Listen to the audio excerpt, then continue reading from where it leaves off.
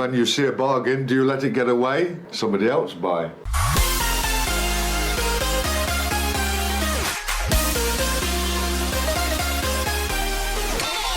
5, 4, 3, 2, 1. Pow! Consumerism, Brother Bear. The cult of consumerism. What do you think? What does that bring to mind? Oh, man, so many vivid ideas and collisions of thought. Consumerism, there's so much to unpack there.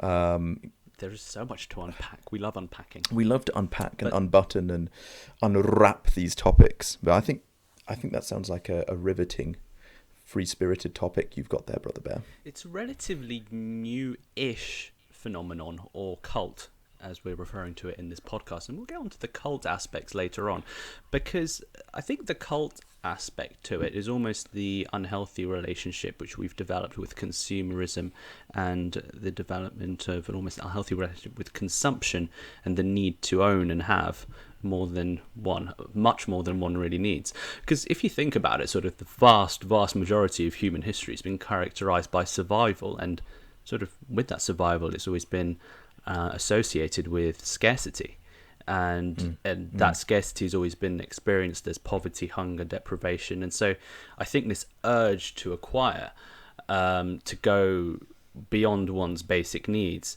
is almost like a survival mechanism that's almost ingrained into our like collective human psyche. I think it runs that deep. Do you think?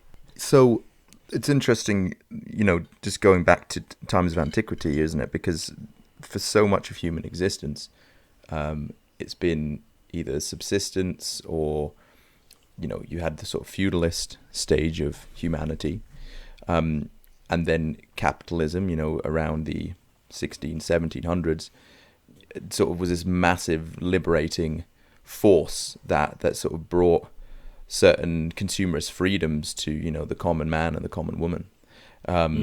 And since then, it's just been accelerating and accelerating over the past 400 years. But you're absolutely right. It's a very fresh stimulus for the human race, right? Yeah, it is relatively fresh. But I think it goes back to, like I say, that survival instinct and the fear of scarcity. And potentially with that fear of scarcity, and again, experiencing and thinking back to undesirable experiences of poverty, hunger and deprivation, it's almost a survival mechanism that's kind of been tripped or hotwired by marketing and capitalism, where this sort of sense of deprivation and scarcity coming about and just around the corner could almost lead you to acquire as a sense of almost planning for the future or preparing for the worst if those things were to come back, because it's characterized the vast majority of our existence as a species. It's hard to believe in the span of a few hundred years that sort of instinct, if I want to call it that, and I will, has gone. Yeah. So really, what you're saying is you feel that the main motivation for consumerism, or even the cult of consumerism, comes from an innate fear in the human psyche. Would that be an accurate description? I think to a large extent you can attribute it to that, yeah. Because those times of famine and scarcity were probably some quite regular experiences, particularly when you're looking back to the hunter-gatherer days, and where the seasons very much dictated whether there were times of plenty or times of hunger and sort of true starvation. And I think, yeah, to some extent, potentially to quite a large extent, I've not really looked into the psychological literature as to sort of the root causes behind our need to acquire things. It could harken back to that experience of us as a collective species. But sort of if you look as to the birth of what we consider modern consumerism, the birth of that, probably look back to the sort of the northwestern European countries in the early 18th century. So that's when you really saw also the start of what we can call the expansion of economies and the rising of wages. And it essentially brought about an age of where people had something that we now refer to as disposable income, and it was essentially disposable income was born back then. Of course, we didn't refer to it as disposable income back then because it was a relatively new phenomenon, and it was almost the act of spending that disposable income that created this virtuous circle of business growing, of businesses almost arising out of the fact there was a demand because there was extra cash in the system, and businesses grew and wages in turn then rose. And so almost that created this virtuous circle of buying and creating and demand and supply of things that were never there before. So that's quite interesting. So what brought this about was effectively excess money, which allowed us to have excess time to invent and innovate more and create new things for people to consume. Would that be sort of what brought about the sort of segue to a more consumerist type of the human race? Yeah, so I think in Northwestern Europe particularly, sort of had enough stability for long enough period to create an environment which could foster an economic expansion and in turn wages rising. Now it's kind of a chicken and egg kind of which came first, was it the wages rising or the economies expanding? You'd think economies expanding gradually over a period of time. That disposable income that came about, kind of disposable income by definition being once you've spent on your basic survival needs, what's left over and above that, and then reinvesting almost that money in buying stuff that you maybe didn't really need but just wanted. And I think it's that the early 18th century is probably that sort of, if we want to look at one century, is that century that we switch from need to want. So what brought about that? Because obviously the resources were always there to create. Was it just time? Was it just time, or was there a switch in politics at the time? I mean, I'm understanding that the 1800s and the late 1700s saw an explosion in free trade, mercantilism, especially out of the British Isles. But what caused this massive gear change from like second gear feudalism to like fifth gear capitalism? I think it was a number of things, and I'm not going to speculate sort of too much around what the variables were to fostering that environment. But I think certainly the first thing you always need to look at is a long enough period of political stability that allows for an economy to grow and expand and almost push its roots down into the ground deep enough to become embedded and mature enough. There's also you talk about international trade and the beginnings of that with the empires and various European empires that were rising at the time. So I think that was definitely a factor that brought this to the fore. And you also mentioned the UK, and rightly so, because the UK was arguably the epicenter of that very first wave of what we can now call consumerism. So you had sort of your Derby pottery, your Chippendale furniture, and your cutlery from Sheffield, and all of these different cities almost specializing in these what used to be probably looked upon as quite frivolous purchases and objects that you wouldn't really need. And almost, I suppose, to someone from the previous century, let alone hunter-gatherer, would look completely nonsensical. That's so interesting, because you're right, a lot of these objects would have been so trivial in a hunter-gatherer or a more survivalist state of affairs. But yeah, and it's so interesting you bring up sort of the regional economies of the UK, which, growing up, you and I were born in the 90s, we never had the benefit of seeing that. But I remember driving across England with my dad once, and he was reeling through the different counties of England and how each county from the 1800s till really about the 1950s or 60s had its own regional economy. You had the hosiery, the pottery epicenters, you had the steel epicenters, and you can see how sort of the mechanisms and the motors behind consumerism were really at their peak around that time in the British Isles.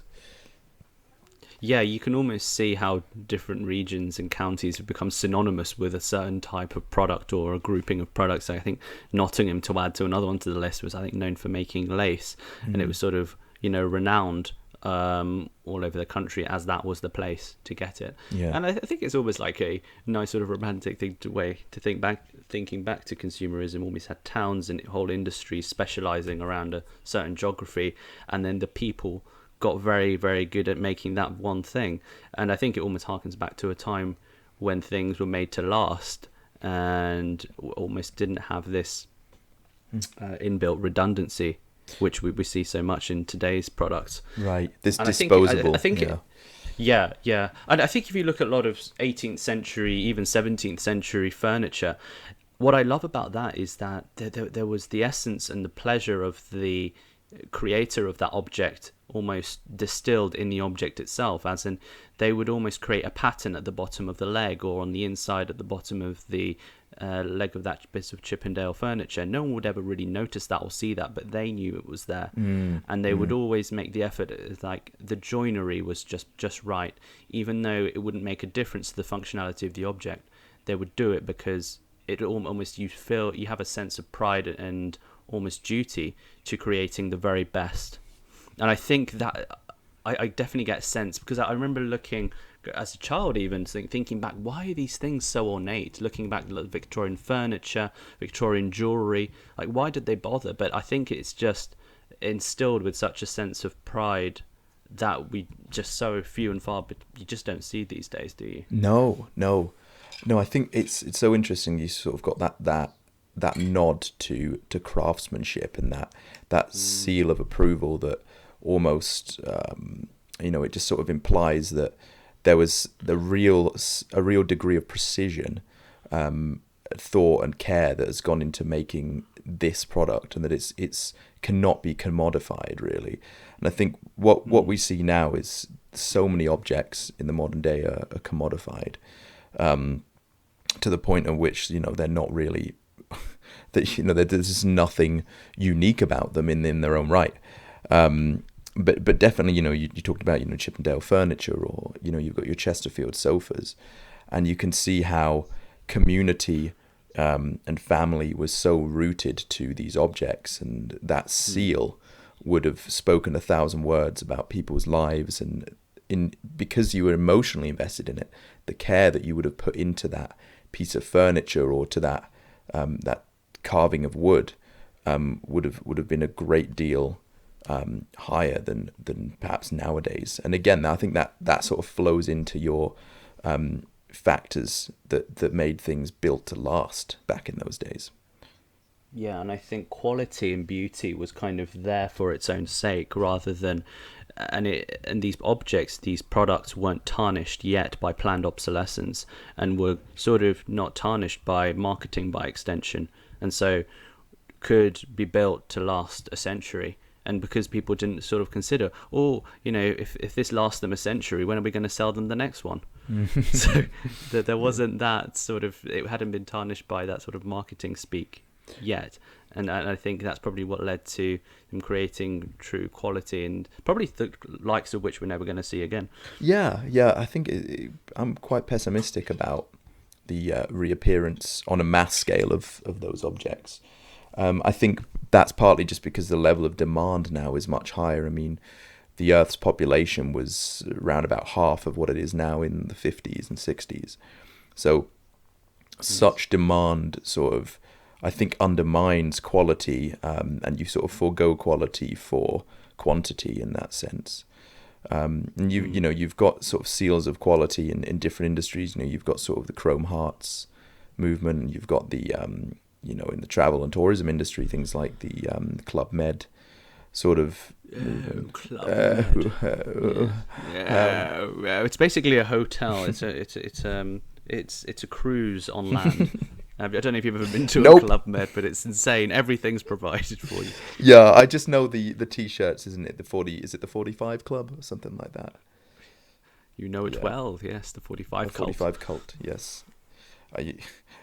If your family and friends don't understand, they shouldn't be part of your Club Med life.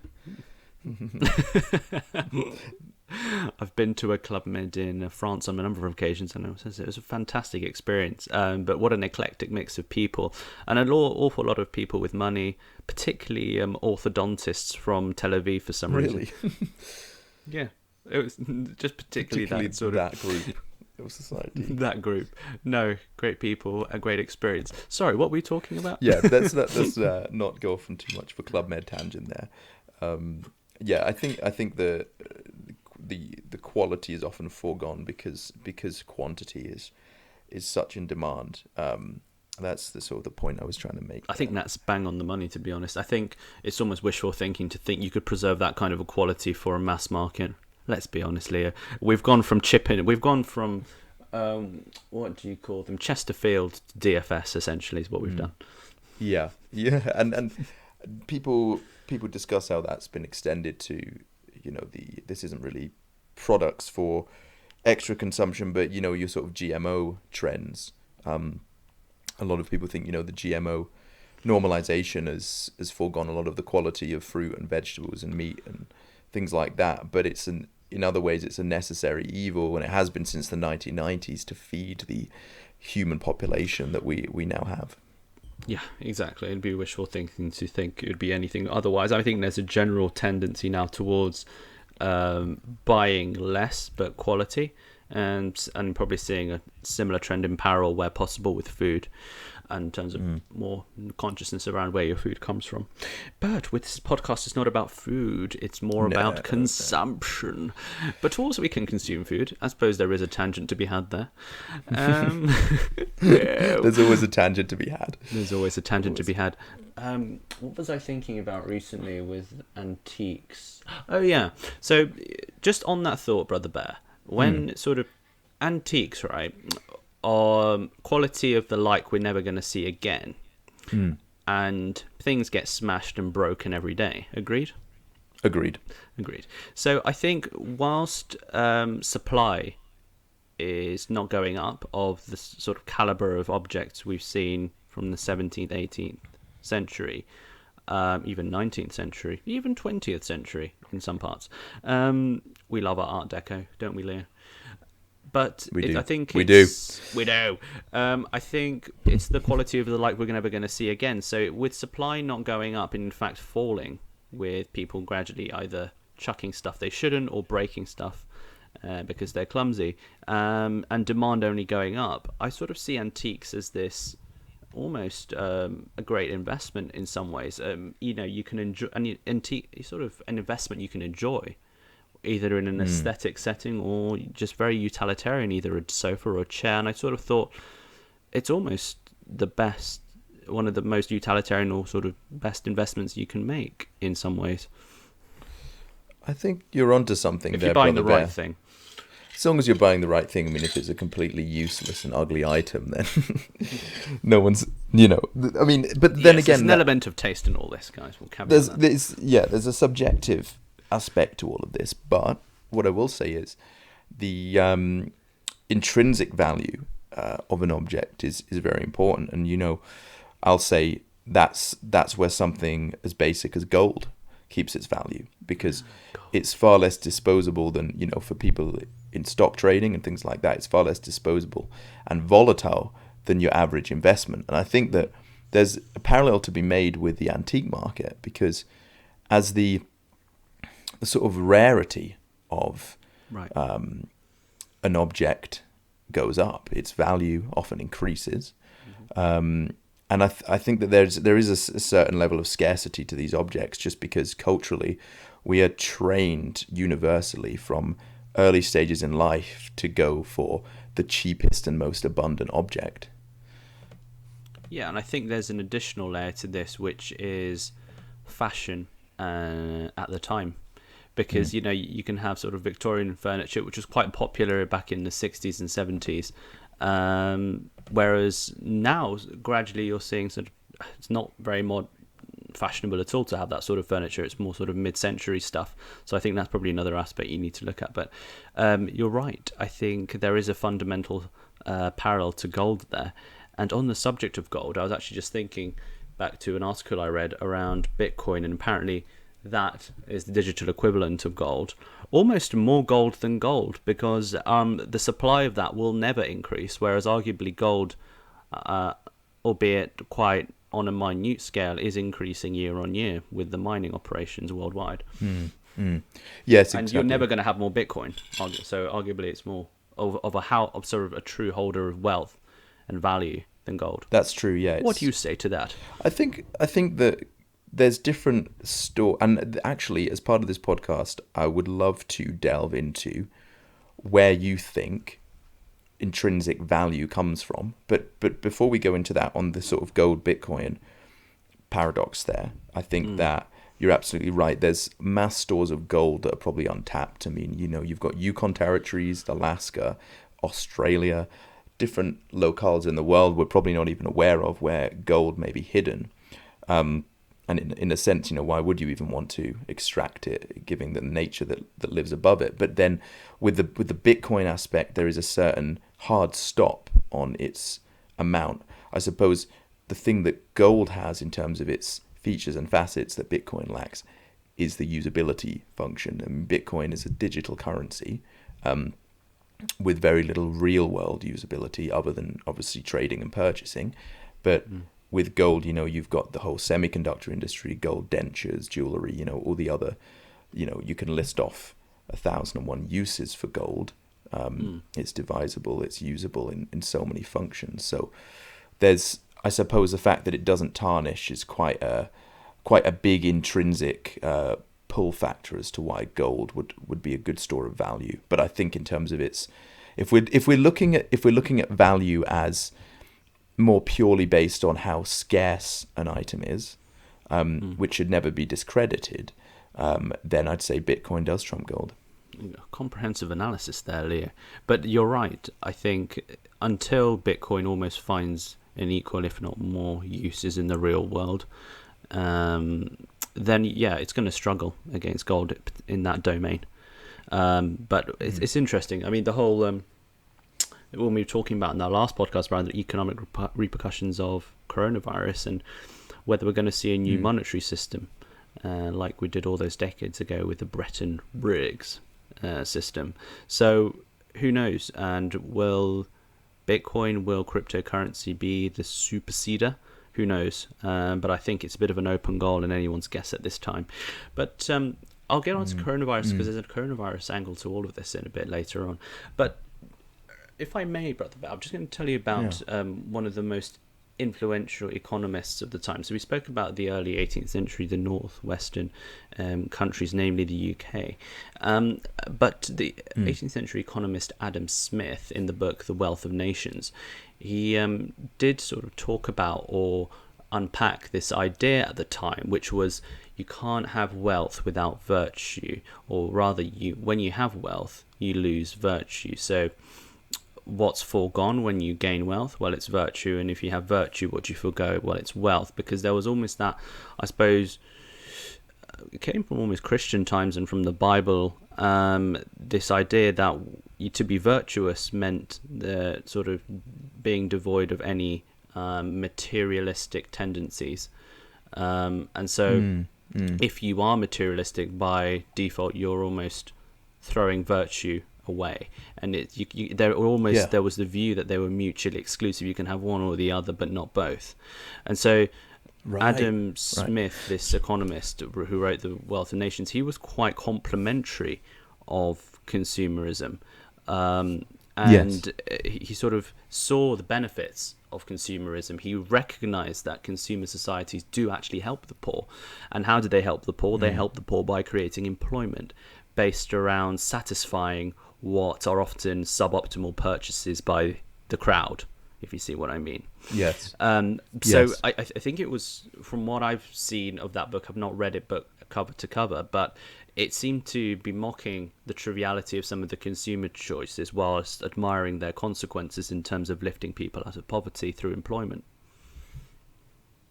Interesting. And at that time, that would have been quite a revolutionary document. Yes.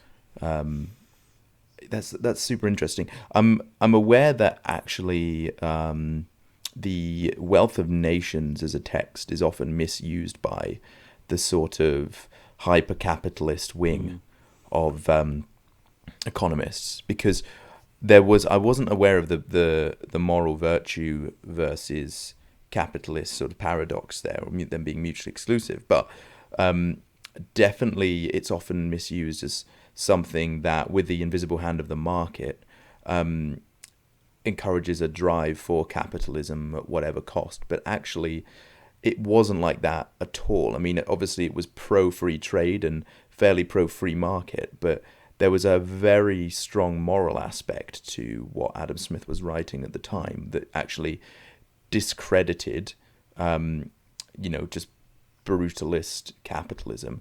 But then on the other hand, it did honor the fact that capitalist ingenuity did bring employment, and the incentive principle brought about new inventions that people didn't even realize they needed until it was saving them loads of time. I think that's the miracle. You've hit the nail on the head there. That's the miracle of consumerism, creating or out of seemingly thin air things that people didn't realize they needed, because maybe they never did.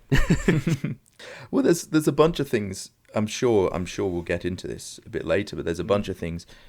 You walk around, your supermarket, you just think that is a completely useless, overpriced object that saves someone, 2 seconds a day.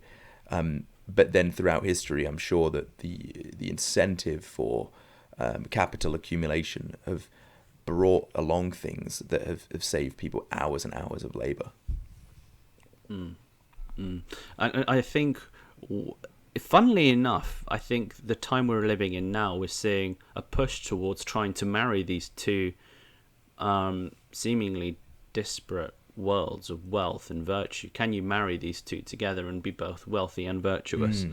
Obviously, you see a lot of that with the millionaires and trillionaires in the form of philanthropy, but also people thinking about wealth and how you gain your wealth, and do you do it through virtuous means, and do you go about it the right way, and also using your voting tokens, i.e. your money, by funding either through investment or buying ethical products that are one, kind to the environment, but also from a labor perspective.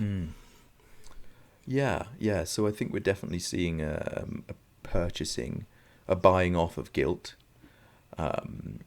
That's a good way of putting it, yeah. I mean, there's certain models of iPhone equivalents that are being developed in Switzerland that are completely free from cobalt products and, things that we would see as exploitative, sort of the Foxconn business model. They're obviously priced at, I think, 3 times the cost of an iPhone, but again, they sort of buy off guilt. But this goes all the way down to, the recycled product aspect of consumerism. And things like that. That's only accessible, I suppose, to people in a certain tax bracket, but it's definitely a trend that's very pronounced right now. Yeah, definitely, and I think it's all facets of consumerism, whether that's sort of everyday wear, clothes, backpacks, that sort of thing. I remember noticing everywhere, it's pretty pervasive now, this little red fox, Fjällräven Kanken, this little backpacks, and I did do a little bit of research, and I think they're just very ethically made in Sweden by some artisanal sewers through organic cotton or something like to that effect. I'm not mocking it. I think it's a great thing because I've probably not done enough research, but it's just funny. I think it's that the power, the law of attraction. It's almost like you buy a new Mercedes S-Class, you're suddenly driving it around everywhere, and you're noticing a load of Mercedes S-Classes you never saw before, but they were always there, and that's it, because it's got a very distinctive logo, this backpack. Yeah. I'm seeing it everywhere, and it's almost to the point of annoyance now. Yeah, it does have a very distinctive logo, doesn't it? And it looks very, I don't know, it's the way it looks is not mass produced. No, it does have that sort of shabby chic look to it, if we can shabby chic, very in.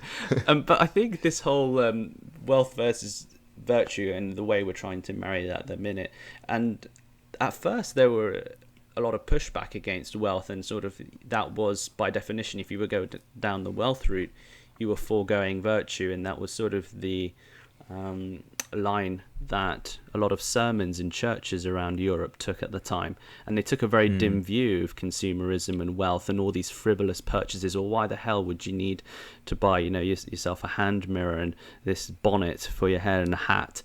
These are all pointless things. People just used to have the clothes they wore every day, and if they were really lucky, some ox and a few tools, a spade and maybe a plough. But this sort of move towards buying seemingly frivolous things that didn't bring any utilitarian benefit to your life was sort of at first, I suppose, looked at as in one of two ways. There's one as a threat, and two as almost like a laughable frivolity. Yeah, I think the word threat is really good there, because I think that especially in certain religious ethics, Anabaptist, certain Catholic, perhaps Protestants, modern Protestants in America haven't been quite so restrictive on those aspects. But I think that the consumerism is sort of a threat to a lot of those religions, because of the fact that it is, as you say, like a cult. It's a thing to worship and a thing to drive your actions and your decision making and your judgment, which up until that point, your judgment would have probably been driven by a holy text of some kind or an interpretation of that text. Yeah, there's the passage, I think it says, it's harder for a man to get into a wealthy man to get into the kingdom of heaven than it is for a camel to go through an eye of a needle.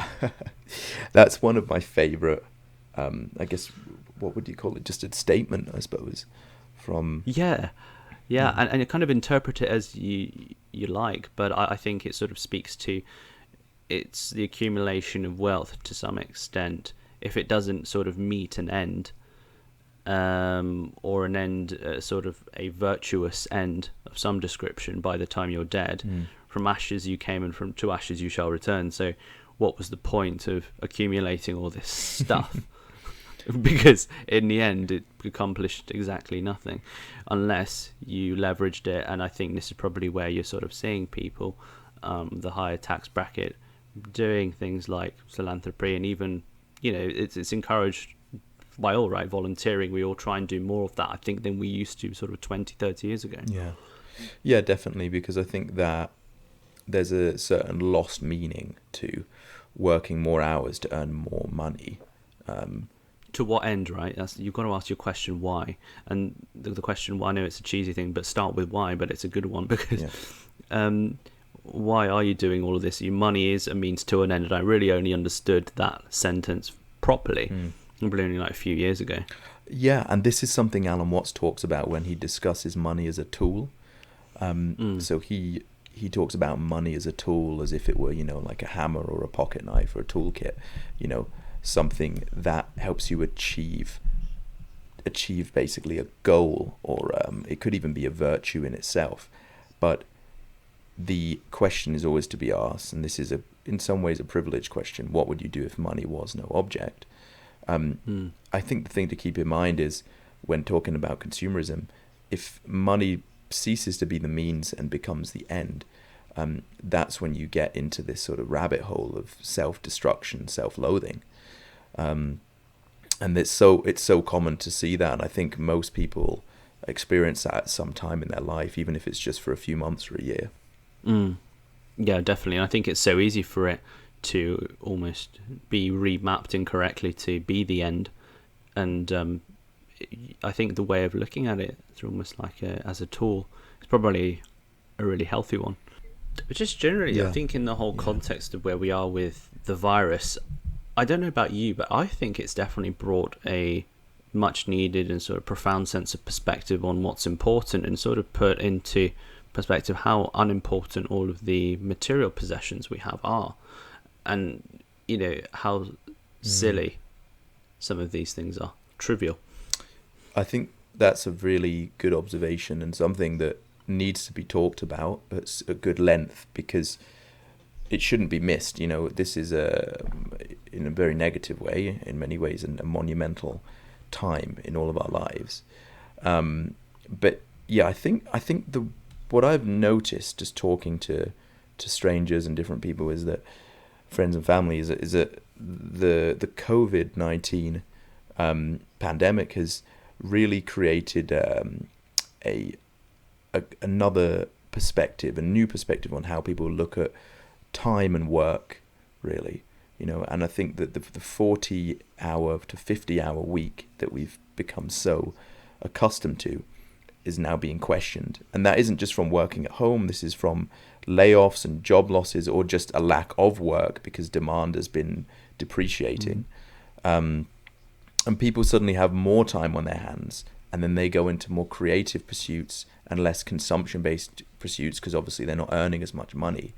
So suddenly the the reward system has been sort of inverted in many areas, and I think that's very interesting, and that's created an entirely new perspective of the way we look at our own human happiness. Yeah, and I think in that sense, dare I say, it's been a little bit of a blessing in terms of bringing some much needed perspective, and probably just a sort of a neutral perspective on what you're doing in your day to day, because it's so easy to get bogged down in that and almost be on these rails and not really question as to why you are where you are, and look at maybe passions. As I've certainly found I'm doing more DIY than I was before virus, and I think there's definitely positive aspects to it, although the whole lockdown thing obviously is taking its toll, I think, on people, probably more psychologically than anything else.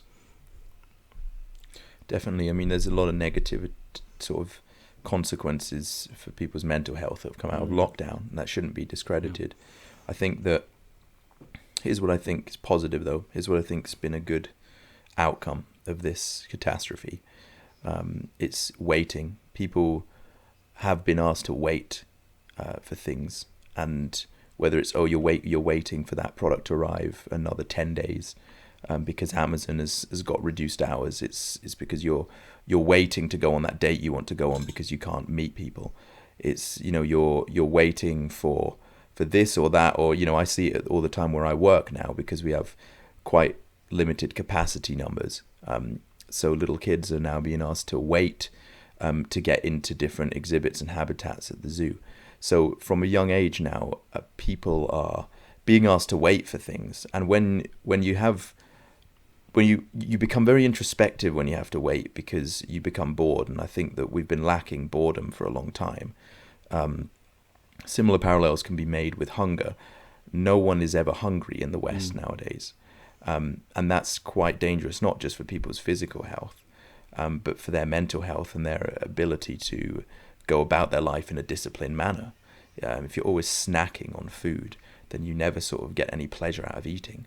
So waiting and boredom is, it creates creativity, and it creates self-meditation, even if you're not aware of the fact that it's going on. Yeah, I think that's a really poignant one, actually. I think just the act of waiting, you're right, it's almost makes the thing you're waiting for that much better.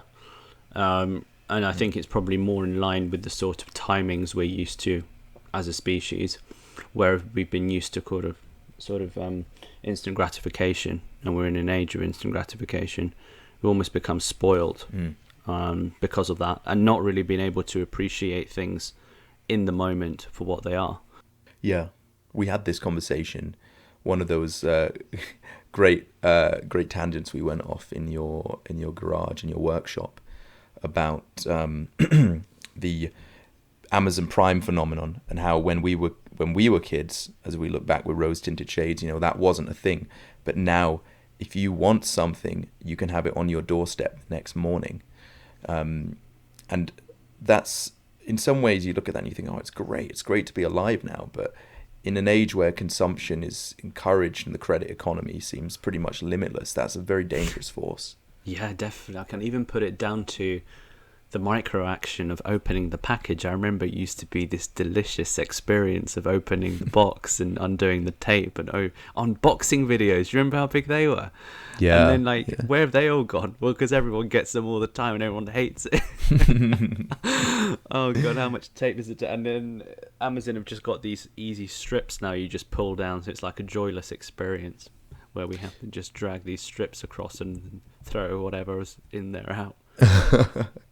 This is the thing, isn't it? It's just constant earn and burn, really. Earning and burning, cashing checks and snapping necks. Pow! Pow! There, we did it. We did it. Another Step Brothers reference. Just throw it in for the long haul. It's only there for Joaquim if you're listening. Indeed, Joaquim. Shout out to Joaquim.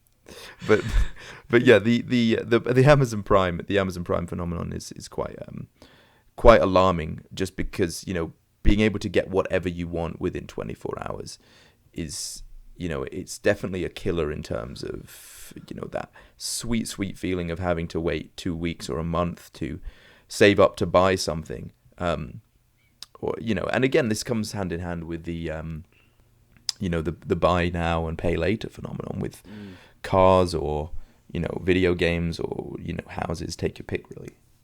Yeah, I think generally speaking, buying things used to make us happy, but that law seems to have broken down now. And I don't know why, and I think it is partly because everything's ubiquitous, everything's relatively cheap, and once you've kind of hit all your bases with the appliances, your washing machine and your TV, and I think because those are so achievable and affordable for the average Joe, then it's kind of what's that over and above that, once you've met your basic needs. Not that even those were basic needs. You don't need a washing machine, you don't need a dishwasher, but you don't even need a TV. But and I think it's probably one of the counter movements we're seeing now. But there was that whole appliance boom in the 50s, if you remember, and all those adverts about getting the latest this, I think the 50s were probably almost the second wave. So we've spoken about the 18th century, the dawn of consumption. And then the 50s, I suppose, were the real boom, from my perspective. Post-war, economies were booming, and particularly household appliances, I think that's when they came to the fore.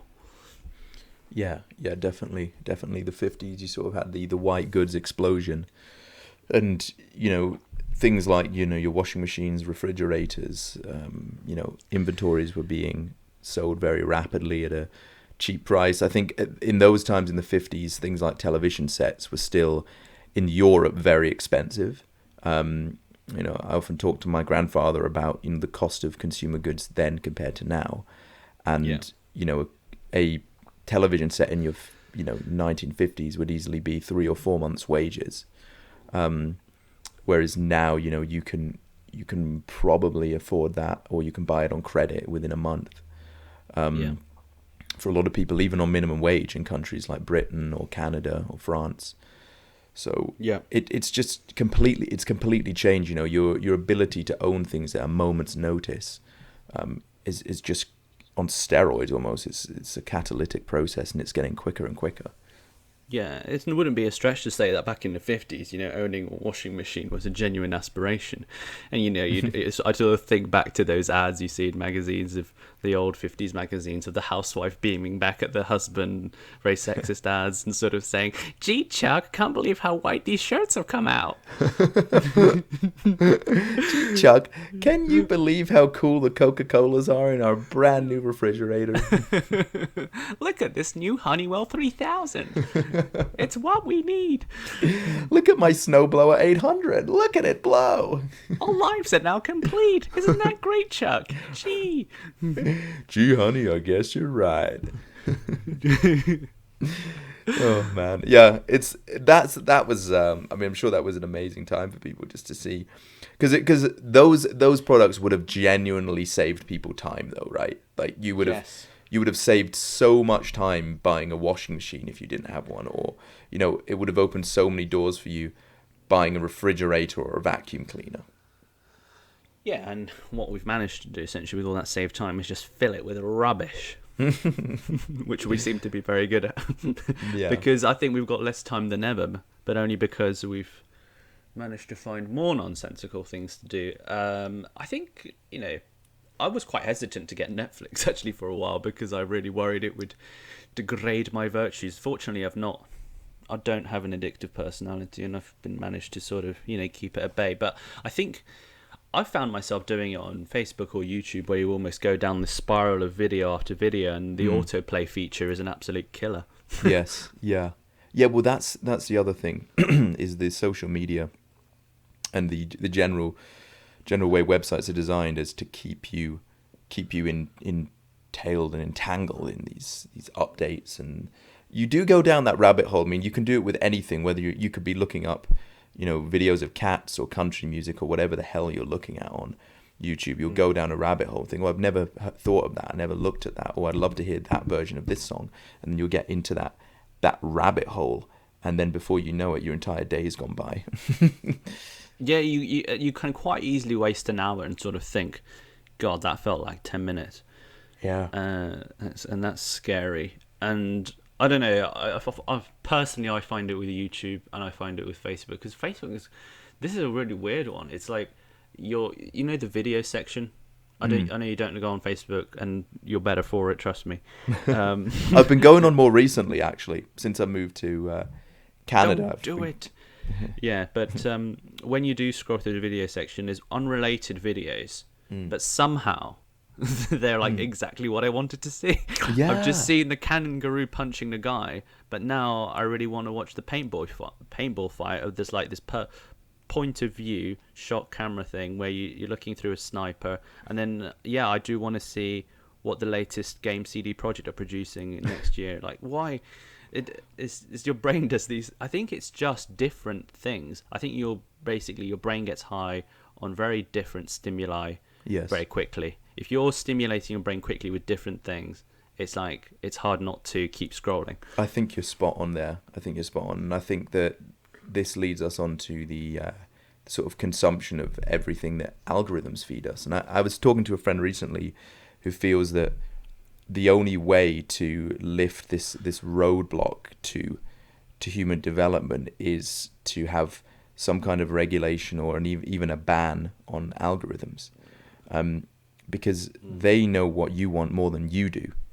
And they have mined you to hell. You know, they've mined everything about you, from your age to your gender to your past internet history, and all this data is flowing across this web of touch points. And I think that these digital touch points, and that feeds you exactly what you said. You know, that paintball video may be slightly different for me because of what I've looked at before, but it will be just as satisfying, and that will sap up more of my time when I could be out running in the fields. And do you know what this represents?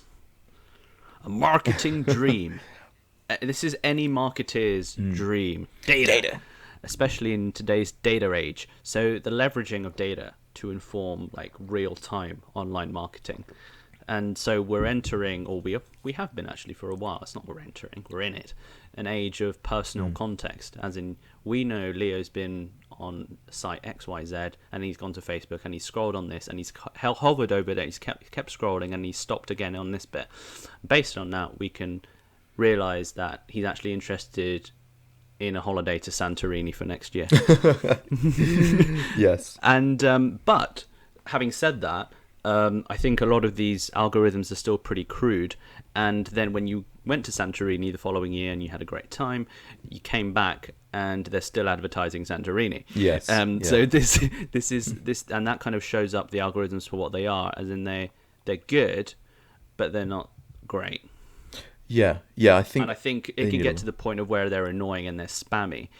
And I don't know whether we kind of give up our data and keep doing this and allowing cookies and accepting all on every page to allow these algorithms to leverage that data to inform that real-time online marketing.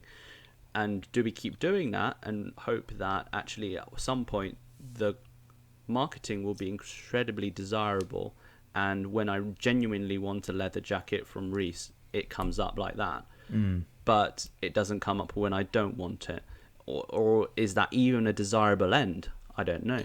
Right. Well, is that end really desirable? Because the amount of knowledge of one's brain would have to be so deep and comprehensive to know that kind of information. I think, so many algorithms are very crude, but there's a movement of intent data which dynamically monitors both your historical data and your real-time data, couples that A and B to create a C, and that C should be the perfect offering. And that's working quite well for some companies. There's so many software solutions providers that are offering that service to companies that aren't very good at it. It's just very costly. Yeah, and I think it's a phenomenon we're only going to see increasing as we gradually move and trend towards sort of a service-based consumerism and business model, as opposed to a physical consumerism, if that makes sense. So when you're buying a product off Amazon, it's you're buying the product as much as you're using the Amazon service through your Amazon Prime. Do you see what I mean? And it's kind of like there is that shift, and the only step that Amazon then need to take to kind of own the end-to-end is own the product itself. But I think there is definitely a trend towards that service-based consumerism because there's only so many physical objects you can have. And I think people are quickly realizing that minimalism is the way to go. And I think minimalism in a very real sense is almost like a counter movement to consumerism. And it's, I think, something that's gaining traction generally. So that's interesting you brought that up in the minimalist trend, Brother Bear. And I'm sure you'll be hot on this. I'd love to know your thoughts on why Elon Musk got rid of a bunch of his possessions and properties. Well, when he was on the Joe Rogan podcast, shout out Joe, he did mention that he just thought it sort of tied him down and gave him bad press because he was seen to have all of these mansions and villas. It didn't give him good press, and I think he's probably one of these people, if there's a distraction and I can get rid of it by selling these properties, I'll do it. But I think there's probably also a sense of streamlining your life, and one property is probably enough, and I'll just do Airbnb where necessary because I'm Elon Musk, or just I'll sleep in my Cybertruck. But Right. I think he definitely realizes the trappings of materialism. I mean, he's a very sort of goal-oriented, virtue-based person. So he sets out a grand goal of colonizing Mars. Kind of every decision in his life, probably down to quite the micro level, and what we'd already call quite obsessive, would be oriented or put against that template or that broader goal or that broader virtue. Of whether this is going to get us, by doing this action, is this going to get me closer or further away from accomplishing the Mars colonization. Right. So I think he is that black and white about it. So it's not just for PR purposes. These are sort of almost trivial barriers to the wider goal and the bigger picture. Yeah, and I think he's quite brutal about streamlining it, and maybe arguably we all should be, to be honest, because I think it's great to I think this is having long-term goals sort of on the scale of 20, 30 years is rare, and kind of you don't come across it that often. But I don't think it's necessarily an undesirable thing to develop or question for yourself. No, I think not. I think that's very noble and rare. Really, in terms of time, rare goal. I think that you look at the short term nature of most people's goals. I mean, look at the election cycle. Look at your sort of 4 or 5 year cycle. That's sort of as long as it gets. Most marketing organizations are going by sort of the month or the 6 month period, or the season. So I think that strikes right down to the personal level as well. So to have such a long-term goal in mind that governs your actions and your decisions is really admirable. I think on a personal level, life gets very complicated the more you own. The more liabilities you have, the more things you have to manage. Even on, let's take it something as basic as your bedroom. Let's say that all your walls are scattered with different ideas and things. Okay, this is all down to taste, but that's very chaotic for your mind to look at every day and take in. That could be better used meditating or looking at a blank surface and thinking what is it I actually want and need that'll make me happy. So you can take that right down onto the bedroom scale and right up to the global goal stick scale. I think that's so the right way to look at it, because although we may be talking about grand goals over the span of decades, it all starts with the micro and your immediate environment, which is typically your bedroom. So even now, when I'm sitting here in London, Brother Bear, I'm looking at my plain wall, and the sunset is casting a beautiful shadow of my window on my wall. And you know what? I'd rather have this than any poster. Yeah, because it's natural and it speaks 1,000 words. I'm doing the same right now. I'm looking out at the evergreen pine trees in my backyard, and I know exactly what they smell like. I know how they look in the summer. I know how they look in the winter, covered in snow, and that speaks 1,000 emotions than poster full of slogans up on my wall that are supposed to motivate me in some way. Yeah, well, it's almost that poster lost its meaning the moment it went up, because you almost put it up in a moment because you like that band or you like that thing, but then it almost expired the moment it went up, in the sense that that's not what governs you day to day. You're a different person to the person you were yesterday, albeit quite a small difference. You're not the same, and so maybe sort of a minimalist environment allows you to kind of be the canvas and not your surroundings. Yeah, I think so. I think a minimalist environment, you look at it and it looks right back at you. It reflects you in the way that kind of a mirror does, but only for the mind. It's kind of like a mirror for the mind. And I think that you know, that really, that's an inspiration to consume less and buy less things that you're just trying to look at. That's not to say that tangibles aren't important, because I do think that when we're coming to sort of the cult of consumerism, tangibles do, you know, weighty, heavy, valuable tangibles give people a lot of joy. Yes. I think that should never be lost or overlooked.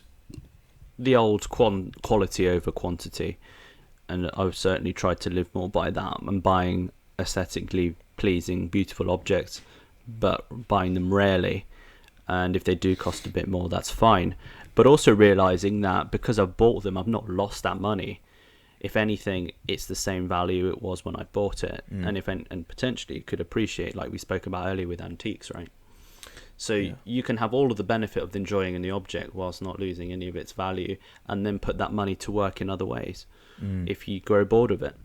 Yeah, exactly. There's sort of a reusability aspect to a lot of these objects, and you know, you can sell them on and update them in certain ways.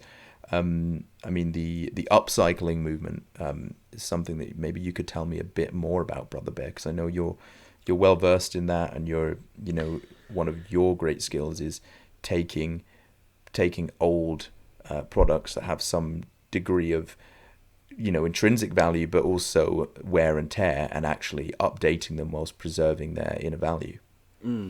Yeah, I mean, it's something first and foremost I really enjoy, but I'd like to think on a deeper level it's sort of like a pushback against the pervasive culture of disposability, and a move back to a time when we were actually able and wanted to fix things, because that seems to be a lost art, and a lot of things, almost a word that's sort of leaves people baffled. What, fix it? You're mental, mate. You can buy another one for £1. You know, it's just like, and I think it's a shame, and again, it's a rose-tinted nostalgic view, but I think rightly so, and I think it should be looked on in sort of a positive light. The time when we didn't just chuck things, and we sort of gave them a second chance, and in doing so maybe built up or gained some knowledge as to how things work by taking them apart and then buying the components and then making it good. And I think there's almost an immeasurable satisfaction that comes from that, and I certainly find that with taking apart these lamps. And they're not complicated things, they're made of maybe sort of 10 to 15 large components, not counting all the screws and bolts, but it's just they're very sort of they're very sort of pleasing objects to both look at and work with, because these are sort of lamps I've bought from the sort of the 50s right until the 70s, but they're built and almost over-engineered, which is why they've lasted this long. But what I've enjoyed doing is making them look slightly better whilst not detracting from their originality, so keeping a bit of that old patina, the bit of rust, the bit of weathering on there, and just modernizing the interior of it with a new bulb, new wiring, and a new nice switch, just to give it that modern touch, but not bastardizing the overall original aesthetic. And I've just really enjoyed that, and it's been something I've done more of in the lockdown. Yeah. No, it's a great pursuit. I think what you're basically doing is upgrading the functionality of the object, but you are not compromising its style or its aesthetic value. Yeah. And that's it's a fantastic thing to do, really, with these objects. And actually, I wanted to ask you as well, Brother Bear, about, you know, the whole built to last phenomenon, and you know, we've mentioned that a few times now, sort of disposability. I mean, time is definitely a big. Okay, if what I will say is this, time is a big reason as to why people are so obsessed with not fixing things and just buying a new one, because it's going to take a lot of your time to say fix all four wheels on your car than just pay someone to do it for you. But tell me this, Brother Bear, why do you think that built-in obsolescence has become so rampant in society now? I think, for one, it's driven by almost the bottom line on any given company, because there's a certain point where a new generation of a given product isn't that much of a marked improvement from the previous generation, and so almost to create that healthy level of attrition in terms of recycling, selling new units to your customer base needs to be there. Otherwise, the business fundamentally dies. If I built an iPhone that lasted 20 years, then I'd be out of business in my second year. Yeah. So it almost needs, I put it that simply, but it is kind of that's probably the driving factor. And I mean, Apple have been demonstrated and had to concede that, in fact, they were slowing down older versions of the iPhone to foster exactly this kind of attrition of moving up to the next model. And because that's the business model. And if you've noticed, sort of the iPhone over the last 5 years has certainly not changed that much as compared to the changes from 2006 to 2011, which is probably a more exponential sort of improvement in technology and the aesthetic of the thing. And if you're noticing, a lot of smartphones all look the same now, and it's really just sort of frivolous and superfluous aesthetic bits and pieces here and there, like the bezels, that are sort of the aim of their marketing departments, to try and differentiate it from the previous model. Yeah. I think that's probably the overriding trend, isn't it? I think that the what's often overlooked is the Great Depression of the 1930s was in part caused by a slump in demand, because so many of the products that were celebrated in the 1920s lasted so well. There's so many macroeconomic factors that contributed, but that was a huge one. And I think that marketeers and inventors, in partnership and in tandem, learned from that mistake, and we're still seeing the consequence of that today. Yeah, so they had to hit almost their threshold attrition rate, and once they've hit that, then that's a profitable business. But I think you're right, and because if people buy their product and keep it and then they don't need another one, you've kind of eliminated that person as a potential future customer for the foreseeable future, which doesn't make a good business. Yeah, exactly. I mean, and so in the service sector, obviously, you know how this works. It's not so much that you're buying a product every year, you're buying a subscription every year, whether that's Netflix or Amazon Prime or whatever. But yes, it's the customer, the same customer, coming back for more on a regular and therefore rather predictable basis that allows your business to be a business. Yeah, absolutely. I mean, the phenomenon of retention rates, which businesses sort of swear by and live and die by in their number calculations, would be completely eliminated if products were usable for eternity or for decades. So that's but then again, you do have people like Dyson creating these very strong and robust products that last a very long time. So what's the deal with that, Brother Bear? I mean, on one level, you could pose a question, well, how does someone like Dyson make any money? I think Dyson's quite good at diversifying into different spaces. So he's diversified into a lot of hair dryers, and I think it was generally, I mean, this is just my view. Looking back to where I started with vacuum cleaners, it was more of in a sense, it was just look cool, and it was like engineering, and it was well built, and it was almost like he was trying to market vacuuming to men more than women. just by the look of it, you know, just like I'd imagine a male being like, oh, you know, the wife being like, oh, we should get sort of the vacuum cleaner that does the same job, has the same sort of suction power and wattage, and you know, does dog and cat hair, but you know, the male side would be like, oh, look at this, but it looks cool and all that, and sort of would go the extra mile just to get a Dyson. But then they've branded out into quite the feminine side with hair dryers, hair curlers recently, which was mad. I remember Monica was just looking at this hair curler that sucks the hair around the main curler, so it's not like a curler in the usual sense. I'm really just not very this is not my space, but it essentially sucks the hair into a curl around a tube, and that tube is heated, and therefore you have a curl. And I remember when they first demonstrated it, I think it was at Westfield in London, in Shepherd's Bush, and there was just a crowd of women. I couldn't actually see what it was showing at first, but they were just absolutely amazed by this product. And I think it's probably that he owes his success to, is the ability to diversify into quite different spaces, all based on some form of vacuum. I mean, he was looking at electric cars at one point, but that all got canned recently. So I think he's quite brave in the sense that he'll pursue different and quite disparate industries and directions. That's really interesting, you know, that he would delve into, you know, he's probably analysed, you know, what different genders need and different stratas of society need, and to diversify his portfolio to an extent whereby he's not just, even if he's providing products that are built to last in today's standards, he's diverse enough to still make back his money and then some. Yeah, another one, sort of the smart home.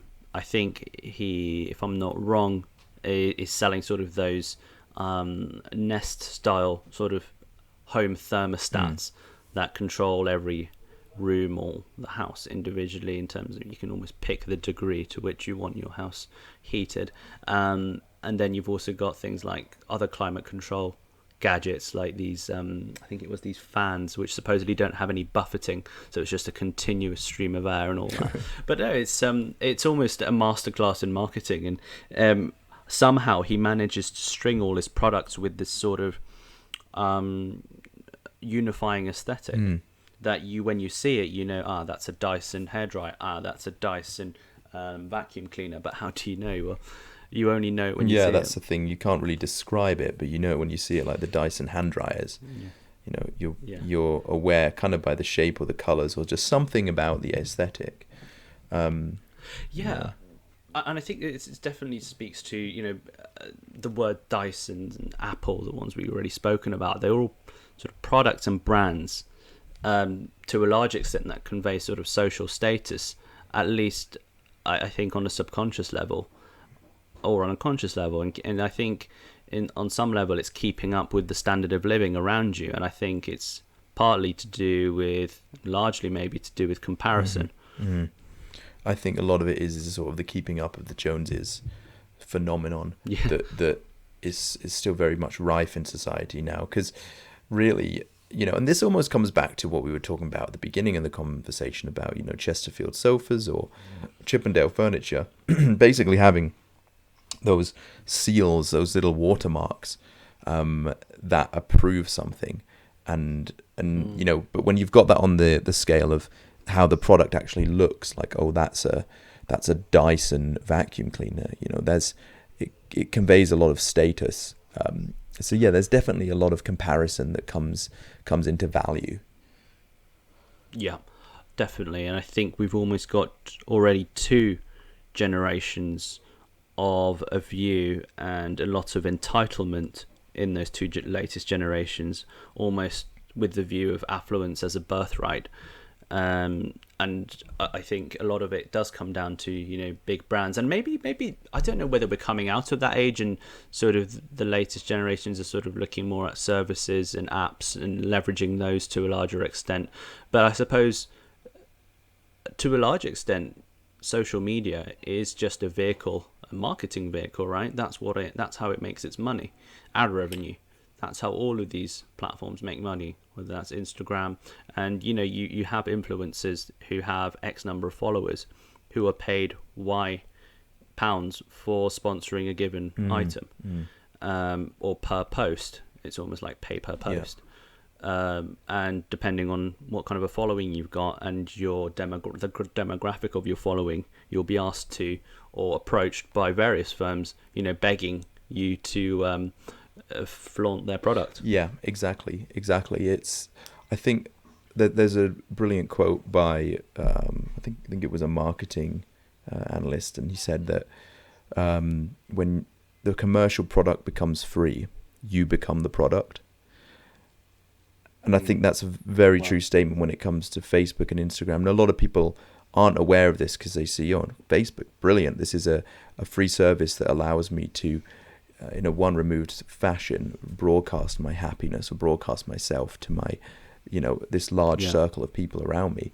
But actually, the reason it's free, and the reason that it's so addictive is because you're constantly being data mined and fed back these advertisements. There's nothing subliminal about it. You don't need subliminal messaging anymore. It's sort of a new wave form of subliminal messaging whereby you say, well, here's a free service, everyone's on this, you need to be on this or you're going to be a dinosaur and left behind. But the actuality of the situation is you are a product, you are commodified. And I think what we've seen with this marketing via the social media platforms is almost one of the biggest revolutions in marketing in recent history. And it's almost the more recent sub-revolution within that social media marketing revolution is the rise of the influencer. So you've got two layers to this. You've got one, which is the platform, which is the medium through which this is all pushed out there into the masses. And then you've got the added layer of a given influencer. And you can be quite targeted in that sense. So if you've got someone like Kylie Jenner, who's got her own makeup brand, and you can get someone like the, some Dior or whatever to market their perfume via Kylie Jenner, that's sort of unprecedented access to the exact demographic you're after. So how much more targeted is that than putting on an ad on TV to everyone? Yeah. Joe's not going to buy Dior, is he? No, exactly. It's the endorsement. But it's interesting. It's endorsement. Yeah, it's this very new layer of influencers added to the layer, and through these influencers you can be far more targeted because you understand their demographic. But just looking at the rise of marketing, it's still a relatively new phenomenon, even if you go back to its roots. Like arguably, this guy really we should all know about, but I don't know if you do. Have you heard of Edward Bernays? I think I've heard of him. Through one of my friends was talking. Wait, was he? If I'm thinking of the right guy, did he come up with ideas around planned obsolescence? Partly, yes. That was one of his mantras. But he's commonly known as the father of modern public relations, and he was greatly influenced by the discoveries of Freud, who was actually his uncle, the Freud, and other psychologists. And he was just fascinated about how you could almost hack the human mind and appeal not to rationality but to our emotions, which are that much more potent to make you feel special, excited, independent, sexy, proud, or happy. Right. And that's almost the hacking of the human mind, almost the animal brain, the brain that was always there for social acceptance, being accepted by the tribe, and making you feel like you more than you are by buying a product. I mean, that sounds crazy, but it's what's been achieved over the last 100 years. Yeah, that's super interesting. Yeah, I think I didn't know the extent to which Edward Bernays had sort of pursued that, but from what I understand, then there must have been a hell of a lot of psychoanalysis that went into the marketing dreams, the collisions of dreams that he created for people. And definitely right, you've got the emotional.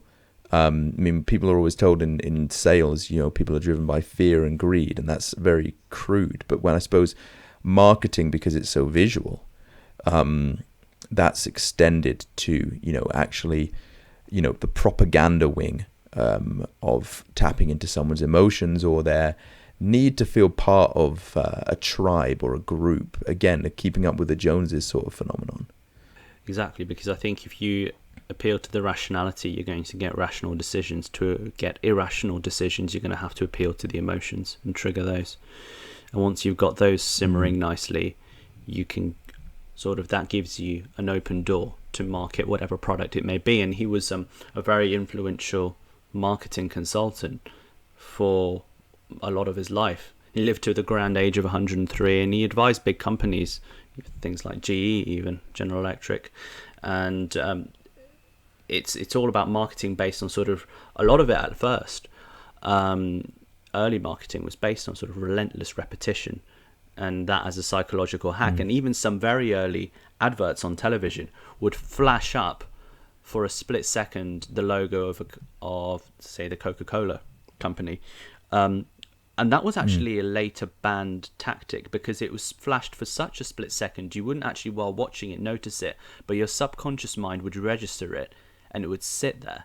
And it was such a deviant tactic that it was actually later banned because it was too effective. Really? Yeah. So, see, I always thought that it was banned because it was unconsensual, but you're saying it was banned because it was so effective that it was almost unmanageable. Well, I think it was a concoction of both of those. So one, yes, it was very effective and people didn't understand, and it was almost the other aspect was that it wasn't consensual, so people weren't aware that they were being flashed as Coca-Cola logo whilst watching maybe some unrelated footage. That almost acted just as the Trojan horse. Marketing Trojan horse. Yeah, but I think it's no surprise that Edward Bernays, although he wasn't, I think he was born in Hungary, if I'm not wrong, was very influential in America. And I think America very much is the almost birthplace of materialism. I think it's built into the American culture, right? Even big American shows like Ellen and Oprah, they're still and always were had these big giveaways and very materialistic, especially at Christmas, where they would get every audience member would get the latest this, the latest that, maybe even a car. And it was just and they worked up people into a fever pitch. If you watch some of these old videos on YouTube, you'd think they were having a religious experience. People say they dance for Jesus. I don't know. It's I think this leads us on to America as a country and how it is such fertile ground for marketing consumerism. Edward Bernays, I'm just looking up at him here. Yeah, he did move from Austria-Hungary to the US, and I suppose America is a country where the herd instinct is so ripe. It's so potent. There's a really great analysis of America, the American economy, and the keeping up with the Joneses phenomenon in the 1950s by the author Bill Bryson. And he basically discusses how in the 50s, America was probably one of the best places in any time in history you could have ever been. When, sorry? In the 1950s United States. Yeah. Especially if you were white, of course. But in the United States, this was a period of unbridled wealth, consumerism. Every single metric was upticking for the working and middle class. People weren't yet alienated from their labor like they are now. So there was a level of pride in creation. Unions were strong, but also businesses were thriving, and just across the board, you look at states like Michigan that, suffered such declines in recent years. You had such a level of consumerism, and we weren't yet suffering the social slump that came with that, because obviously it followed the war. It just seemed like the right direction to swim in, and it was at that time. But definitely a lot of European marketeers throughout the 1800s and 1900s went to America because it was that fertile ground, and definitely there's not that prudish relationship with consumerism that perhaps we have in in Europe, even though we're less religious, ironically. No, that's true, and I think this is where it sort of relates to the almost cult-like relationship or phenomenon of materialism and consumerism. They almost live at the very heart of capitalism, and they're really what drives capitalism ultimately. Without this demand and that sort of rampant consumerism, you'd be hard pressed to sort of think how you'd hold up the capitalist construct, whether that's through buying through services or physical goods. But I think you make a very good point around the 50s. I think you're right. The fact people weren't yet alienated from their labour, and there was an element of the positive feeling of a bounce back from the horrors of the war. It's a really interesting time, and I think people generally nowadays often find themselves, disconnected from their labour, two, also just the pace of change, which I think is insane, particularly in the bit world, the world of bits, the world of technology. But there's a really interesting point. I sort of thought that, yes, although we're all seeing all this rampant development and fast changing pace and almost an environment where, people who were born 50 years ago would just find so alien now. If you walked into a room and sort of took out all the screens in your imagination, the room doesn't look all that different to a room in the 70s or the 60s. I mean, the decor might be a little bit different, but apart from that, I think the technology and the development in the domain outside of the bit world, has been remarkably stagnant. And I don't know whether that's going to change with things like the Internet of Things, where everyday objects become intelligent and talk to each other, or are we going to see sort of this disparity that we currently have, with the bit world sort of racing ahead, leaving the physical world behind? Or is it maybe just the way things should be and the way things are in terms of this landscape and this apparent disparity? I don't know. But it's just something. I heard someone say that, sort of walk into a room and just take all the screens out, and you could be in a room in almost any era. Yeah, that's an incredible thing to postulate. I mean, I'm looking around my room now. You've said that. I'm thinking of if my phone and my laptop wasn't here. My bedside nightstand is old. It's from the 70s. My bed's from the 90s. The house I'm in was made in the late 70s. And most of my clothes aren't particularly new. They could be from sort of any era, 80s and onwards. I mean, it's incredible, really, but that's very true. So what we're really saying is that for the average Joe, modern consumption is all that the centrifugal force is sort of the internet and technology. Yeah, that's certainly the levers that enable it by far and away. And obviously there's the everyday consumption, the survival side of things, so your food and generally all the things that do well in an economic recession or depression. And it's sort of the frivolous purchases that tend to take the hit in those sort of times. But yeah, it's just an interesting thought. I don't know if it means anything. I don't know if it matters. But it's just an interesting thought, isn't it? Yeah. Because maybe it can be like that, and maybe there's nothing wrong with that. But this is sort of it resonated with me, Leo, because sort of this was a thought I had when I was a kid, sort of thinking to the construct of a house made of bricks. And look, if you realise, or I realise anyway, it's only in Ealing here. Any new build is just a mock-up of a Victorian house. They literally use the design of a Victorian house because that's what sells and that's what people like, and it's also got to get planning permission, so it's got to be in keeping with that street. But ultimately it's just a pile of bricks and cement, probably not that technologically different to what was used over 100 years ago. No, I think that's a good point. Sort of architecturally, the brick and mortar is the same, and it's, as you say, sort of mock-up of something from yesteryear. So what do you think that's telling us, though?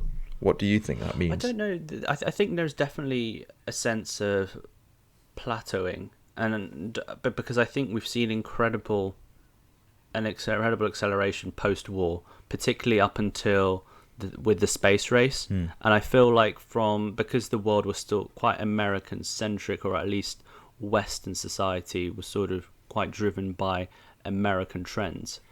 I think the end of the space race almost drew a curtain on this, I don't know, pioneering optimism that I think ever since has sort of only dwindled to what we have now, which is sort of a technocracy, but no sort of development in parallel in other domains. I don't know, like things even like infrastructure. Let's talk about cars and infrastructure. I feel like the electrical vehicle revolution should have been something that happened 40 years ago. Yeah, that's an excellent point.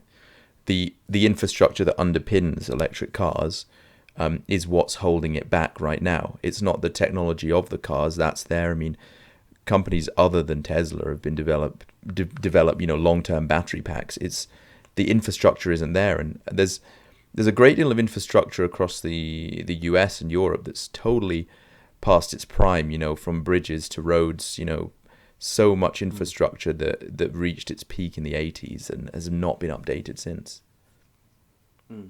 Yeah, I think a good example in the UK would be the railways. We used to sort of be, the pride, not even Europe, the world, in terms of our railways, the modern and the best back a few hundred years ago. And sort of it's only degraded since then. Obviously, we've modernized massively, but far behind sort of the global standard by now. You look at the bullet train in Japan, that's actually quite old now. I think that's over 30 years old, if not more. The Shinkansen. And, we've got nothing in the UK, or probably Europe. Probably France is the furthest ahead on train technology. But it just goes to show that, and this is what Elon Musk said, and a lot of people say, is like, if people don't do stuff doesn't happen. I know that's a really stupid thing to say, and if people don't make things, things don't just make themselves by themselves. It takes a lot of smart people a very long time, and a lot of thinking, a lot of work, and a lot of sweat, blood, and tears to create something and generate something resembling progress. Yeah. Without a lot of people working very hard, that does not happen. And it's not some sort of grand law of the universe that progress is this inevitability. It's not. No, societies, empires. You can regress. Absolutely. Empires that looked, unconquerable are driven into decline. I mean, you look at the Roman Empire. You look at in modern times. A lot of philosophers are saying that that's the way the United States is going now. And I think taking it down to things like railways or aqueducts, these industries often have natural monopolies form around them because they're all based on fixed assets. I think that's the issue. So that feeds into the fact that people aren't able to think up new solutions or do things because there's a complacency around these monopolized fixed assets, like a railway track that runs 1,000 miles. And I think just going back to how we're not seeing the progress in all domains other than IT in the world of bits. If you think over the last sort of 15 years of your life, sort of your most significant purchases, there's hard to think of any standout purchases other than your phone and your technology, your laptop, your iPad if you've got one. Yeah, that's a very good point. I'd say the only other would be my vehicle. An essential good there, but other than that one-time purchase, it would have to be technologies really. I think that's very telling of where we are, because when we look at economies, I think high street spending is so much more important than your GNP or your GDP, to reflect the demand side signals as to where markets, where consumption is, where the cult of consumption is, and it is all around IT right now, isn't it? Yeah, it really is. And there's other things. I've certainly tried to downsize my consumption generally, and I will not just get the latest iPhone model or latest Samsung, because I'll tend to stick with one until it really is in bad shape, and then I'll probably by then be skipping a generation I should have gone on with, or not shouldn't have, but do you know what I mean? I skipped the generation with the model that came after mine, or two, as it was with my last upgrade. And not that I'm boasting about that, but it's just I don't really, I'd like to think I'm not sort of tied to buying products to convey any sort of social status or signaling out there. Yeah. And so I just buy stuff because it works and because I like it, and not because it's of a certain brand or of a certain model. And I think you're much the same.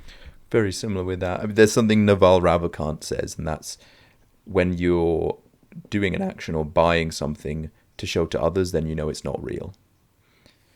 Yeah, what's that old saying? It's like buying stuff you don't need to impress people you don't like. Yeah, that's right. I think that was, I don't know where that came from, but I heard that for the first time in the film Fight Club. Yeah. And it's an interesting sort of... It's a good one. It's a good one because it's so true, especially in many high status circles.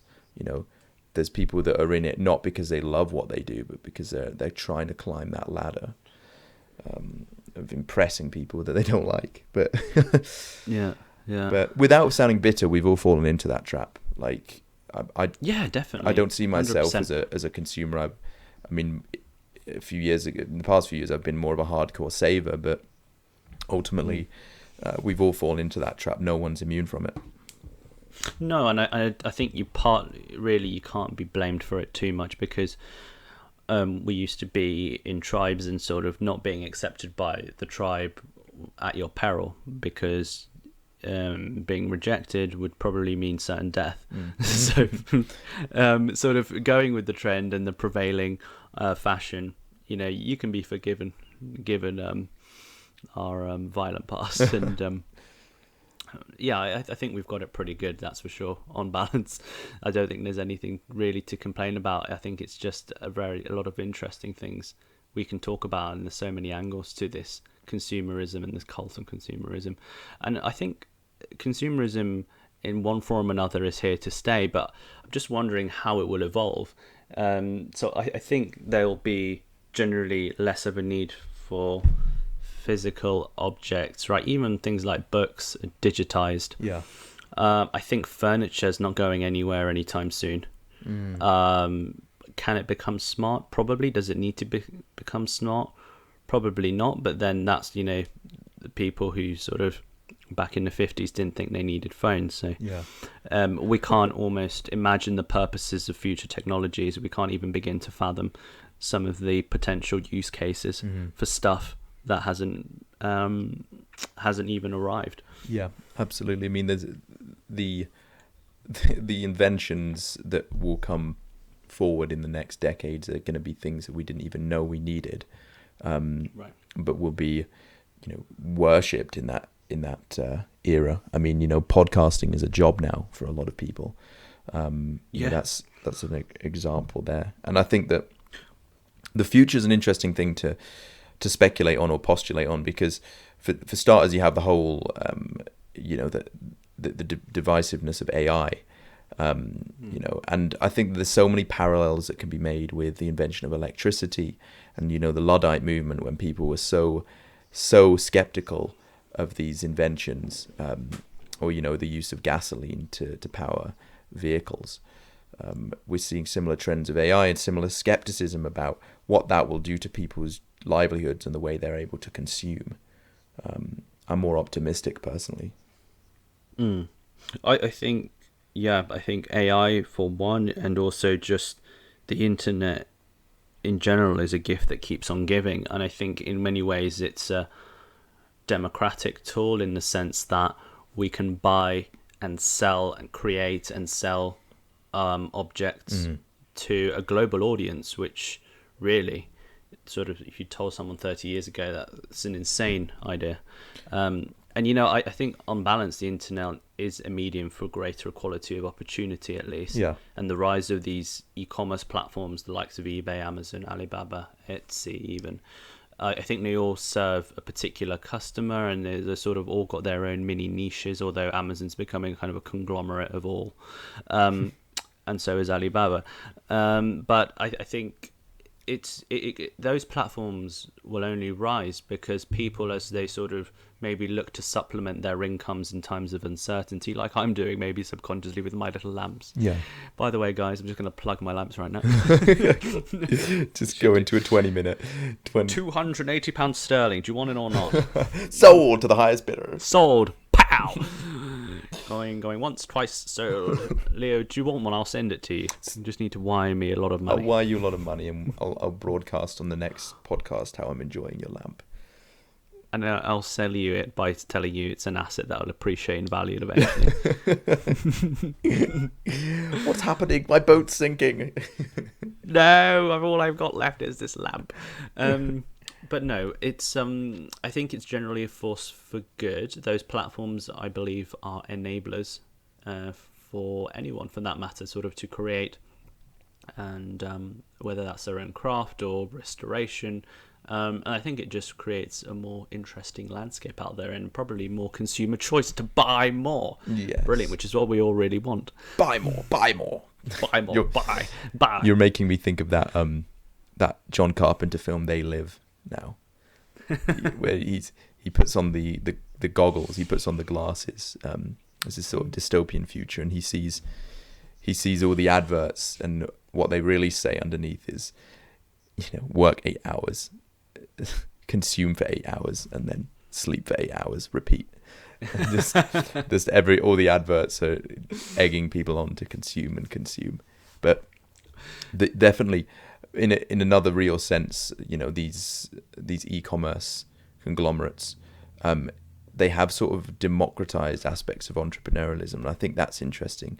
They've also democratized, reusing and selling on of products. I mean, I sold some books of mine via eBay recently, and it was a great feeling because I earned some money selling books that I'm never going to read again, that someone else will enjoy. So again, markets can be very inefficient, but they can be very efficient in their exchange. Yes, they're exchanging of used goods to people where there's demand.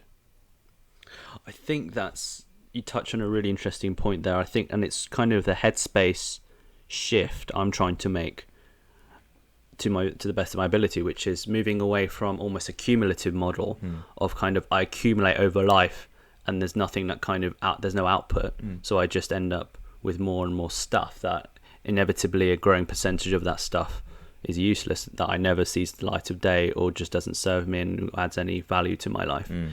And what I'm trying to do is almost have a baseline level, a watermark, if you like, of my possessions. And what happens over time is I lose some, but I gain some. And I kind of maintain that watermark, and don't go too far above it and don't go too far below it, but just maintain enough stuff to kind of, but both it's sort of adding value to my life and they're aesthetically pleasing and serve one purpose or another. Yeah. But kind of to be very clear that objects in your life of transient things and are only here for an amount of time, and if you get bored of it, then it's okay to sell it and then get something else, but kind of not to get 2 desks for the sake of it or 2 monitors. It's kind of just to think about, I think just thinking about your purchase is so underrated. Yeah, definitely, because you have all this cash and you've worked all these hours to get the cash. And I think a lot of people are scratching their heads and thinking, well, what have I got to show for all of my work? And once there is that, I think, yeah. Yeah. So rethink. Just having a think about the purchase before you make it. Do you really need it? But this brings me on to like the future, because I wanted to ask you where you think the future of consumerism is, and I'll say this: some people think that it's really not going to last in its current state. The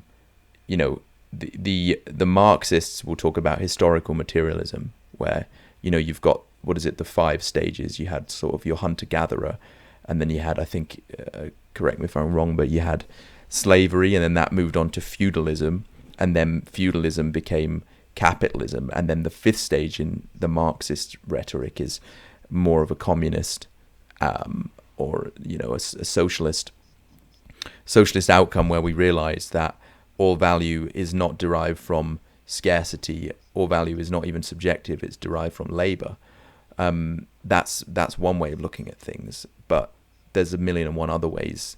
Do you think this can last? How long do you think it will last? Because some people are thinking it's just going to, in a catalytic sense, we'll get more and more and more consumerist until we just self-destruct, or will there be some kind of gear change where we have a complete rethink and reshuffle of society? I think, Leo, consumerism's here to stay in one form or another. Okay, and that future form is something we can't imagine or fathom, like we talked about with other services and goods into the future. Because if I even think about it, that on a global scale, right, there's still a vast majority probably of the global population that still need to go through the consumerist hype train that we've been on and still are on to a large extent. Yeah. So the likes of a lot of Asian countries, like India, China. I mean, look how many Chinese the capitalist system has pulled out of poverty. And so, a lot of hardcore capitalists would say, look at the miracle of capitalism. And obviously there's a load of downsides to what's happened there as well, in terms of the environmental impact and all that. But I think, look at sub-Saharan Africa, that needs to go through the insane consumerist trajectory you went through. Or there's another argument that says they bypass that altogether and actually enter a different form of consumerism. And I think that form of consumerism, for example, say every family will eventually have a 3D printer, and they can essentially just create a new screw or a new bolt or a new handle to repair things as and when they break, and just create them there and then and don't need to buy them. Well, there'll still need to be an industry, and there will be an industry around 3D printers and getting the biggest and the best, and also repairing your 3D printer and having software for your 3D printer and all of that. So I think the industries, the consumerism's here to stay. It's just going to look very different, say 200 years into the future. But it's still needed, and people, I think, aesthetic objects aren't going anywhere. Yeah. Right. So, but I think there will maybe be a tendency towards buying things which have a purely aesthetic purpose, say art, sculpture, that sort of thing. Yeah. Because you won't be spending the same kind of proportion of your income on other frivolous items. You will probably look back on and think, why the hell did they ever buy that? Yeah. So I think there's that. And I think, if 3D printers hit the big time, which I think inevitably with the passage of time will, and probably within the next 5 years, we will finally see that revolution that's been coming so long, really hit the fore. And I think clothes, obviously, they're still here to stay. Yep. And obviously they will be, potentially you could be able to print your own 3D 3D printed clothes. Well, you'd like to think they're 3D. It better be.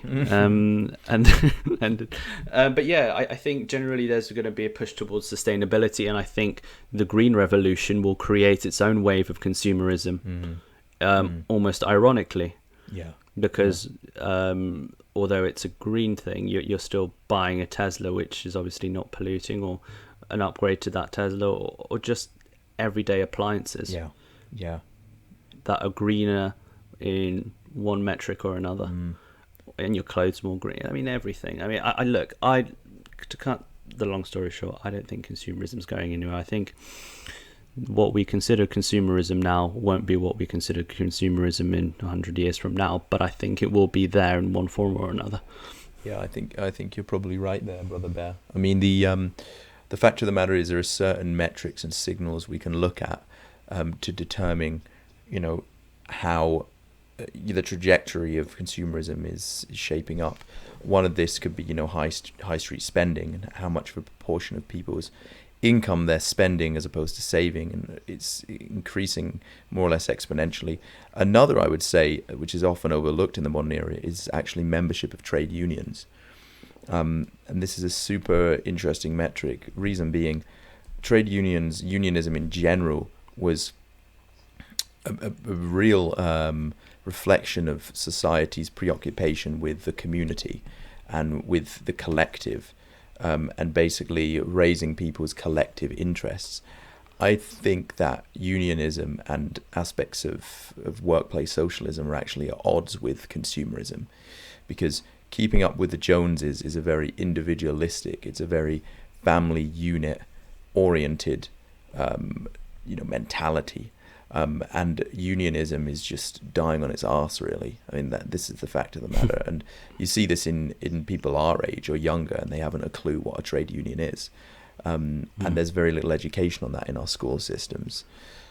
So I think that the fact that people are, post-Reagan, post-Thatcher, completely psychologically rooted in the individualist rhetoric in the Western world, and again in Asia with the tiger economies, that consumerism is not stopping, it's going full speed ahead.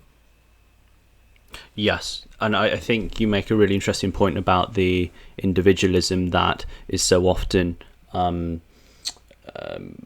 of in the same basket as the rise of capitalism and the individual pursuing his own goals, and quite a almost selfish oriented society where you go out there, make something of yourself and pursue materialism and consume and earn as much as you can. And that was very much sort of the American model and goal, and still is to a large extent. But it's interesting when you talk about the sort of communal spirit, and I think you're right, and I can see a time when we're sort of in a more communal tribal structure, and we sort of look back on these times of individualism as quite barbaric and quite lonely. Definitely.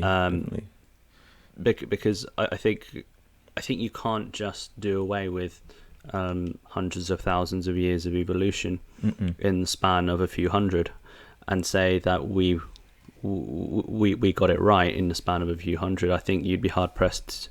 That's an argument you're probably going to lose, because that's not the creature we are. No.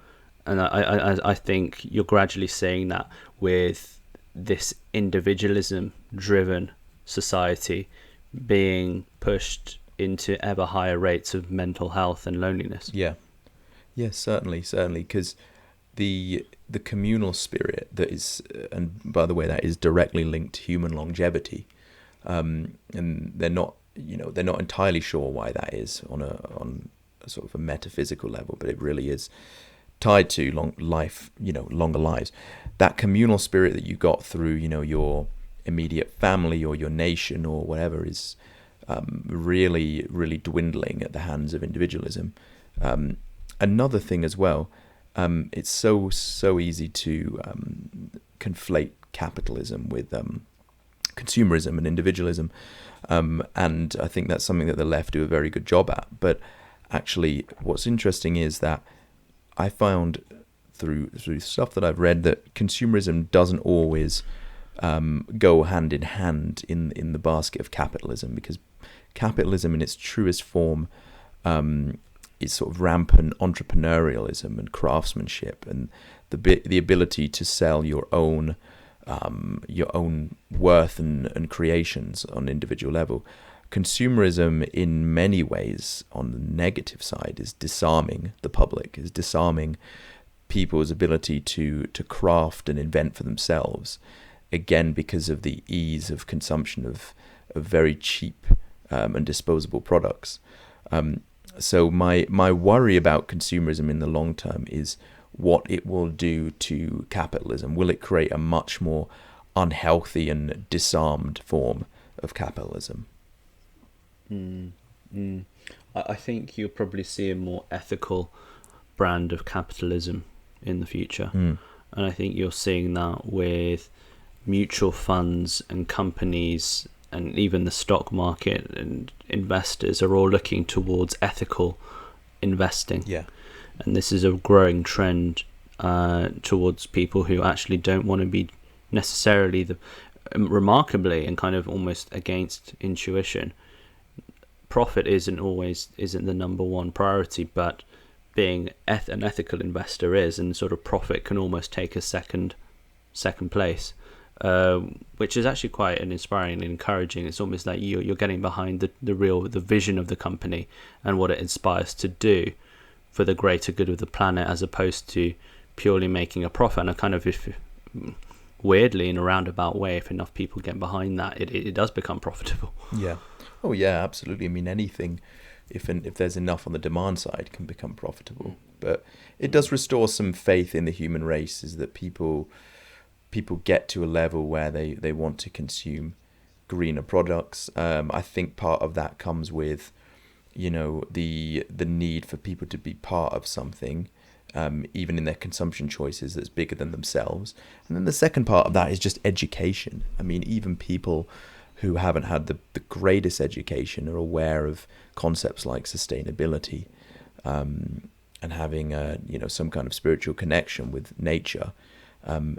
Just basically consuming indiscriminately and shitting on the planet is not going to amount to that. So my hope is that there's some hope there with greener and cleaner initiatives.